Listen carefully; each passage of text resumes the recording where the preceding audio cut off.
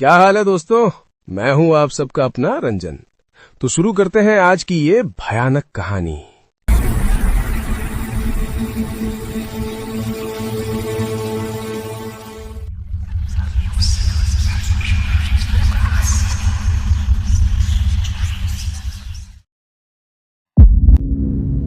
रूहानी ताकतें हमारे आसपास हमेशा मंडराती रहती हैं। उनकी एक अलग ही दुनिया होती है जो वास्तविकता में तो दिखाई नहीं देती, लेकिन कुछ भयावह घटनाओं से महसूस जरूर होने लगती हैं। ऐसी ही एक कहानी है रुद्रगढ़ के प्रेत महल की। कई सदियों पहले यह महल महाराजा रुद्र सिंह का निवास था, पर अब यह एक वीरान खंडहर बन चुका है।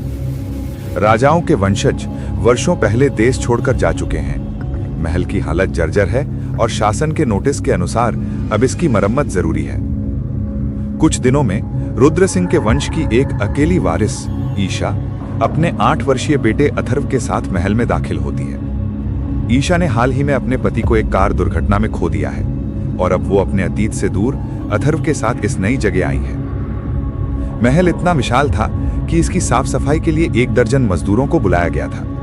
किसी को नहीं पता था कि महल की हर दरार और हर कोने में कितने खूनी रहस्य और दबी हुई चीखें छिपी हैं।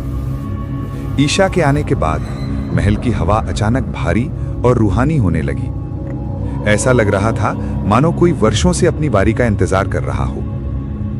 एक रात ईशा अपने कमरे में अथर्व के साथ सो रही थी जब अचानक एक भयानक तेज आवाज हुई। खिड़की से कोई चीज जोर से टकराई। ईशा की नींद खुल गई। उसने तुरंत लाइट जलाई और जो देखा उससे उसकी सांसें हलक में अटक गईं। कमरे की खिड़की पर एक बड़ा उल्लू फंसा हुआ था। उसके शरीर से काला गाढ़ा खून रिस रहा था जो फर्श पर एक भयानक डिजाइन बना रहा था। नजारा इतना विभत्स था कि ईशा ने डर से अपने बच्चे को कसकर पकड़ लिया। हिम्मत करके उसने कांपते हाथों से उस मृत पक्षी को खिड़की से बाहर धकेल दिया, पर उस रात उसे एक पल की भी नींद नहीं आई। वो बस अंधेरे की तरफ घूरकर सुबह का इंतजार करती रही। सुबह होते ही वो नीचे काम कर रहे मजदूरों के पास गई और घबराहट में पूछा, रात को मेरी खिड़की पर एक पक्षी टकराकर मर गया था। क्या आप लोगों में से किसी ने उसे देखा? नहीं मालकिन, हमने नीचे कोई परिंदा नहीं देखा। जब सब मिलकर उस जगह गए तो ईशा की धड़कनें तेज हो गईं। वहां न तो मृत पक्षी था, न ही खून का एक भी धब्बा। पक्षी का पंख तक नहीं पड़ा था। ईशा समझ गई कि यह कोई सामान्य घटना नहीं है। ईशा ने मजदूरों को जरूरी हिदायतें दी और अथर्व के साथ टीवी देखने लगी। तभी एक चीख के साथ एक धड़ाम की आवाज आई। ईशा भागकर खिड़की से देखा। हवेली की छत से एक मजदूर नीचे गिरकर मृत पड़ा था। वो भागकर नीचे आई और लोगों से पूछा, ये कैसे हुआ? जवाब अलग अलग थे। कोई कह रहा था कि वो फिसल गया, तो कोई फुसफुसा रहा था कि उसने खुद छलांग लगाई है। तभी ईशा के कानों में एक ठंडी गुनगुनाती आवाज आई, अपने बच्चे को बचा सकती है तो बचा ले। ये सुनते ही ईशा को अपने बेटे की याद आई। वो पागलों की तरह ऊपर कमरे की ओर भागी। जैसे ही वो दरवाजे पर पहुंची, उसने अथर्व को देखा। वो कमरे की बड़ी खिड़की से बाहर कूदने वाला था। ईशा ने पूरी ताकत से छलांग लगाई और अथर्व का पैर पकड़ लिया। अथर्व खिड़की से बाहर लटक गया और पागलों की तरह चिल्लाकर कूदने की जिद करने लगा। ईशा ने अपने जीवन का पूरा जोर लगाकर उसे ऊपर खींचा, किसी तरह उसे शांत किया और घसीटकर कमरे से बाहर लाई। वो नीचे मजदूरों पर चिल्लाई, बताओ इस महल में क्या है? मेरा बच्चा ऐसा नहीं कर सकता। ये सब क्या चल रहा है? एक बूढ़े मजदूर ने शांत स्वर में कहा, बेटी, ज्यादा जानना हो तो अपने पूर्वजों की शाही पोथी पढ़ो। उसी में इस महल का खूनी इतिहास बंद है।